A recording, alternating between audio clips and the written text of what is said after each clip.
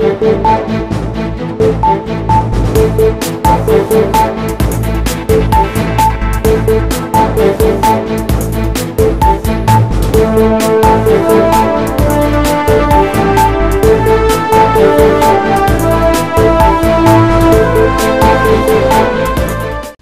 है आपका हमारे प्रोग्राम पॉजिटिव न्यूज में। शुरुआत करते हैं आज के हमारे इस प्रोग्राम की और सबसे पहले नजर डाल लेते हैं आज की सुर्खियों पर।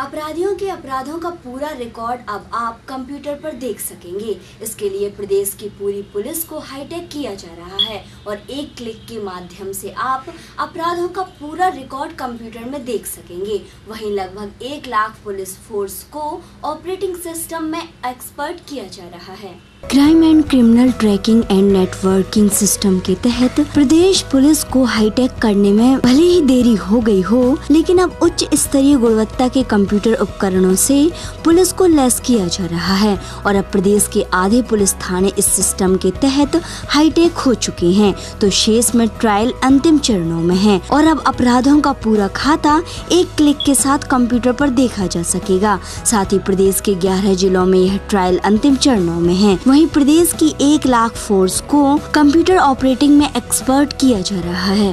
अपराध से पीड़ित और आश्रितों के लिए प्रदेश सरकार मुआवजा देने की तैयारी में है, जिसमें मुआवजे के साथ साथ निःशुल्क चिकित्सा भी मुहैया कराई जाएगी। राज्य सरकार जल्द ही अपराध पीड़ितों के लिए मानवीय दृष्टिकोण अपनाते हुए उनके पुनर्वास के लिए अपराध पीड़ित प्रतिकर योजना के मूर्त रूप देने जा रही है। इस योजना का मसौदा तैयार हो चुका है और इसमें पीड़ित व्यक्ति को नियमानुसार राशि तो मिलेगी ही, इसके साथ साथ निःशुल्क चिकित्सा सुविधा भी मुहैया कराई जाएगी और इस तरह की योजना प्रदेश में पहली बार शुरू की जा रही है। साथ ही इस योजना के शुरू होते ही लाखों करोड़ों अपराध से पीड़ित व्यक्तियों को लाभ मिल सकेगा।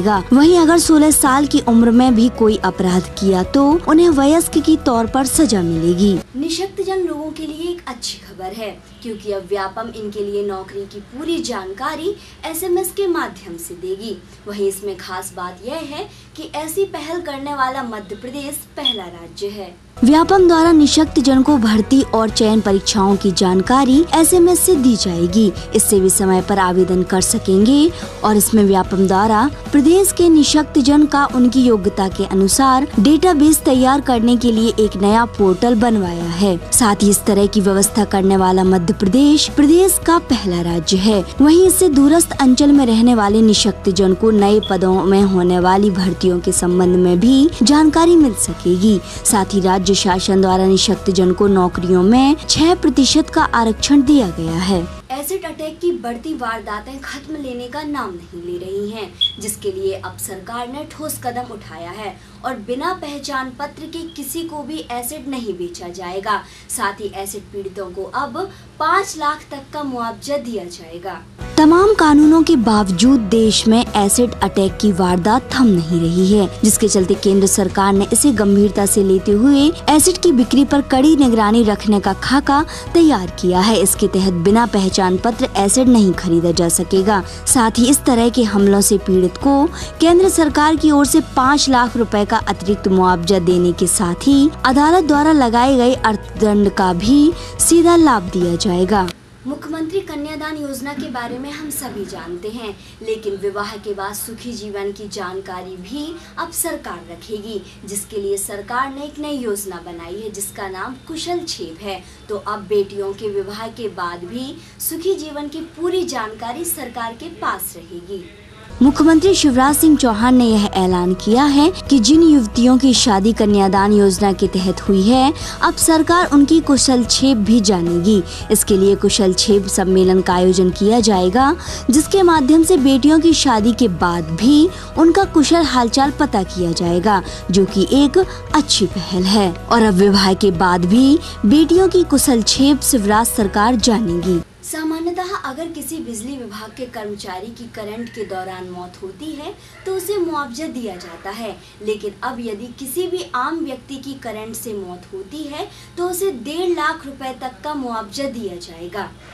बिजली हादसे में अब किसी भी सामान्य व्यक्ति की मौत होती है तो बिजली कंपनी मृत व्यक्ति के परिवार को 1.5 लाख और अंग भंग होने की स्थिति में पीड़ित को 62,000 तक मुआवजा देगी। और मध्य प्रदेश पावर मैनेजमेंट ने मध्य क्षेत्र विद्युत वितरण कंपनी सहित तीनों बिजली कंपनियों को निर्देश दे दिए हैं। वहीं अभी तक सिर्फ बिजली कंपनियों के कर्मचारियों को ही मुआवजा मिलता था, लेकिन अब राज्य शासन ने ऐसे पीड़ित व्यक्तियों को सहायता राशि दिए जाने के आदेश दे दिए हैं और करंट से मौत पर बिजली कंपनी 1.5 लाख रुपए तक का मुआवजा देगी। आज के पॉजिटिव न्यूज में बस इतना ही। हम फिर लौटेंगे कुछ और अच्छी खबरों के साथ और चलते चलते एक बार फिर नजर डाल लेते हैं आज की सुर्खियों पर।